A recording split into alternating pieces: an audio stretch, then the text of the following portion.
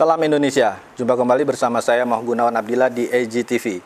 Kali ini kita akan membahas masalah kontrol uang negara dalam hal penanganan COVID-19. Kali ini AGTV akan berbincang-bincang dengan Wakil Ketua DPR Bapak Aji Samsudin yang memang membidangi masalah Polhukam, terutama keamanan yang mengontrol uang-uang negara ini. Uang rakyat harus dijaga dan dikontrol, dan DPR lah sebagai pengontrol keuangan negara tersebut. Oke Pak Ajis, kalau dilihat 677 triliun uang negara yang akan diarah alokasikan ke COVID-19, gimana DPR melihatnya? Apakah sudah ada monitoring dari hasil-hasil pengeluaran uang tersebut untuk penanganan COVID-19 ini, atau ada indikasi korupsi yang seperti kemarin Presiden bilang, silakan aparat penegak hukum, KPK, kepolisian, kejaksaan untuk menggigit orang yang memang bersalah?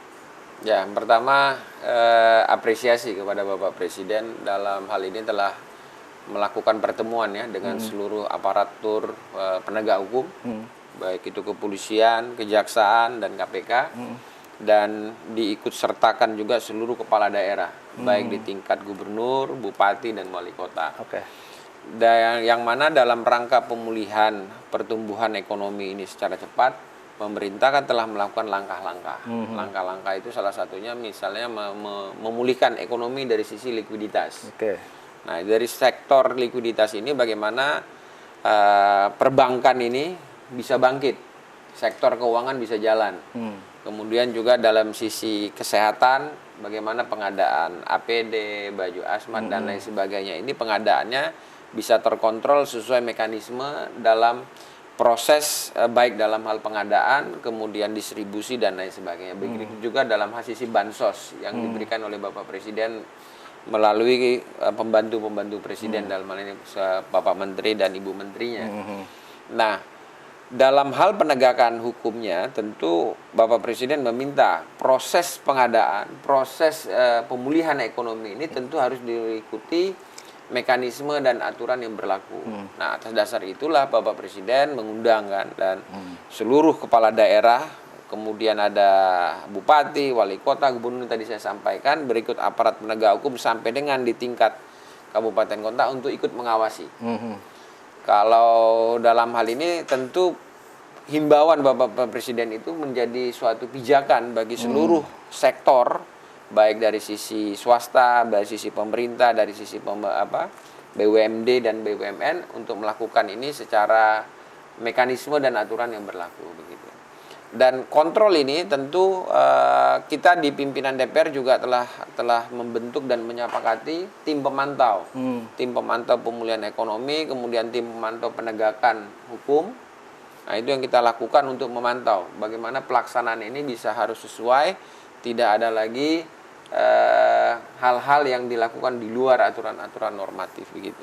Kemarin salah satu anggota DPR, Adriana Pitupulu, teriak-teriak mengenai ada mafia alkes, dan dia ada menjurus ke arah BUMN.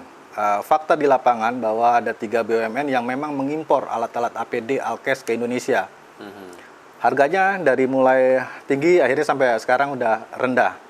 Kalau dalam beberapa waktu lalu memang saya dapat informasi itu BUMN yang mengimpor karena dalam kondisi yang mendesak kan gitu. Dan harganya bervariasi kan, tergantung memang berlaku keseimbangan daripada supply and demand. Nah, kalau supply and demand, supply-nya bagus, demand-nya nggak bagus kan, jadi harga akan menjadi equilibrium daripada statistik ekonomi. Nah, di dalam hal ini kedepannya bagaimana sektor-sektor swasta bisa tidak banyak sekarang sudah sektor-sektor swasta sekarang sudah banyak terlibat, sehingga untuk mencari suatu efisiensi pengadaan barang yang secara efisien dan efektif. Udah di beberapa sektor kementerian sekarang itu pihak-pihak swasta sudah dibuka. Jadi kesan monopoli yang kemarin BUMN itu sekarang sudah dibuka. Sudah dibuka. Jadi swasta pun bisa ikut berperan. Iya, betul. Oke. Kalau lihat evaluasinya, kemungkinan adanya bancakan korupsi yang sebelum dibuka ini, Pak Ajis, gimana itu? Jadi kan saking daruratnya force major, mereka mengimpor sebanyak-banyaknya tanpa ada kontrol karena tadi undang-undang darurat. Kan nanti ada mekanisme, ada pemeriksaan BPK. BPK akan melihat rasionalitas daripada harga itu secara market benar apa tidak, melebihi batas ambang apa tidak. Kalau dia melebihi, tentu pihak dari dalam hal ini adalah BPK akan melakukan pemeriksaan audit, baik secara menyeluruh ataupun secara tertentu. Kalau secara alur, BUMN menjual ke Dinkes dan Dinkes menyebar nih seluruh APD dan alat-alat kesehatan ke rumah sakit dalam bentuk hibah. Yeah. Apakah mungkin Kemenkes yang bisa G2G untuk alat-alat itu? Jadi Kementerian Kesehatan untuk mengimpor government to government untuk alat-alat kesehatan itu. Apakah bisa dimungkinkan seperti itu? Bisa. Memang itu kan sebagai jangkarnya di Kementerian Kesehatan. Walaupun nanti kan pemerintah sudah membentuk gugus tugas.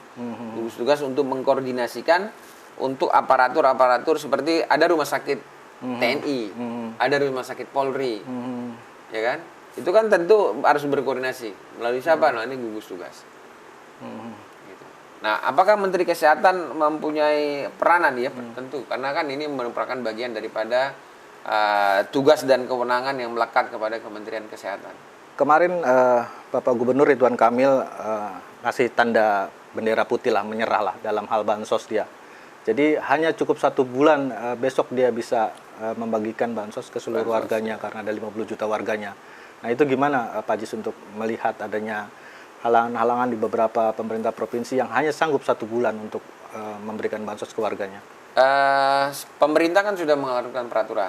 Dalam hal ini Perpu nomor 1 yang sudah dituangkan di dalam LBN itu Undang-Undang nomor 2 tahun 2002. Dan itu dilanjutkan dengan Kemendagri bahwa dapat dilakukan pemotongan-pemotongan dari sektor misalnya kegiatan kunjungan kerja dan ke luar kota. Itu direalokasi untuk melakukan untuk penanganan COVID-19 ini. Dan itu dilakukan oleh seluruh aparatur tenaga. Cukup itu kira-kira Pak Jis? Ya kalau dibilang cukup secara ideal memang belum. Tapi kan arahnya mau ke sana memang harus terus diupayakan. Nah tinggal bentuk bantuan daripada bansos itu kan bisa diefisiensikan dalam bentuk misalnya beras dengan telur gitu. Tidak mungkin secara komplit misalnya dari sektor macamnya itu bisa dikurangin, diefisiensikan. Dan yang paling penting kan sekarang bagaimana pemulihan ekonomi. Karena apapun bentuk bansos yang dikeluarkan, kalau pemulihan ekonomi, roda ekonomi ini nggak jalan, ya seberapapun negara pun nggak mungkin kuat. Seperti sekarang di beberapa negara tetangga udah menggelontorkan uang sampai ratusan triliun, itu juga nggak menyelesaikan masalah. Sekarang bagaimana kita disiplin, menggunakan masker, kemudian juga pelan-pelan sektor ekonomi harus mulai digalakkan dengan melakukan penguatan UMKM kita.